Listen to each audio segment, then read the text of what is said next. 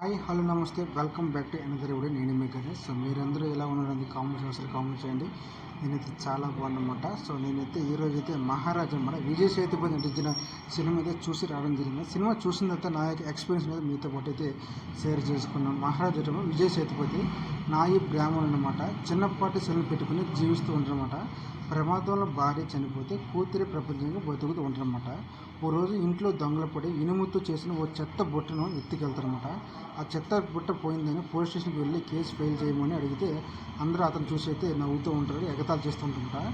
So మనం కొందరైతే అదొకలాగా చూస్తుంటాం. ఆ చెత్త బుట్టను తెచ్చి ఇస్తే మాత్రం 7 లక్షలు లంచం ఇస్తామని అయితే మహారాజు అనమాట హీరో ఎవరైతే ఉన్నారో మన విజయ్ సేతుపతి అయితే చెప్తారన్నమాట, ఆశ చూపిస్తారన్నమాట. సో అలాంటి టైంలో ఆనందంగా సాగిపోతున్న జీవితంలో భార్య మరణం మహారాజును ఎలా కుంగితీసింది, కూతురితో అనుబంధానికి చెత్తబుట్టకి ఏం సంబంధం, ఎలా కారణమైంది, చెత్తబుట్టను అత్యంతంగా ఇష్టంగా ఎందుకు చూసుకుంటారు, చెత్తబుట్ట చోరీ విషయంలో పోలీస్ స్టేషన్కి వెళ్ళి మహారాజు ఇలాంటి అనుమానాలు ఎదురయ్యాయి, చెత్తబుట్ట కోసం 7 లక్షలు ఇవ్వడానికి మహారాజు ఎందుకు సిద్ధమయ్యారు, చివరికి చెత్తబుట్టను పోలీసు తెచ్చి ఇచ్చారు లేదా, చెత్తబుట్ట కోసం ఆయన ఎందుకు అంత పట్టుబడ్డాడని ప్రశ్నలకు సమాధానమే మహారాజ్ సినిమా కథ సారాంశం అన్నమాట.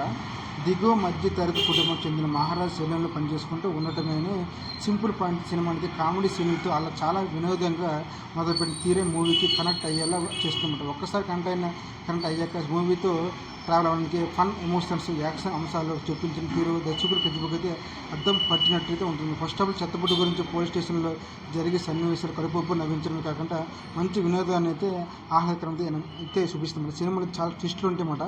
ఆ ట్విస్ట్ తగ్గట్టుగా అయితే విజయ్ సేతుపతి అనమాట. ఎందుకంటే విజయ్ సేతుపతి 50th మూవీతో అయితే సినిమా అనమాట. ఈ సినిమా అయితే చాలా ఆసక్తికరంగా అయితే అనిపిస్తుంది అనమాట. సినిమా చూసినప్పుడు అయితే ఖచ్చితంగా అయితే ఒక థ్రిల్ అయితే ఎక్స్ప్లెయిన్ చేస్తామన్నమాట.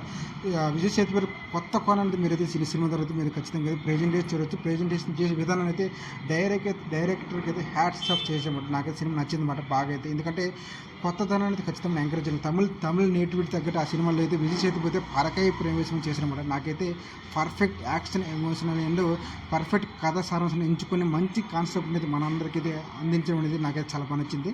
సో మీకు ఎలా నచ్చింది చూసిన తర్వాత ఖచ్చితంగా కామెంట్ చేసి చెప్పండి. నాకైతే సినిమా అయితే ఖచ్చితంగా 3.5 రేటింగ్ ఇస్తున్నాను. మంచి కాన్సెప్ట్ ఖచ్చితంగా నచ్చింది. Thank you so much.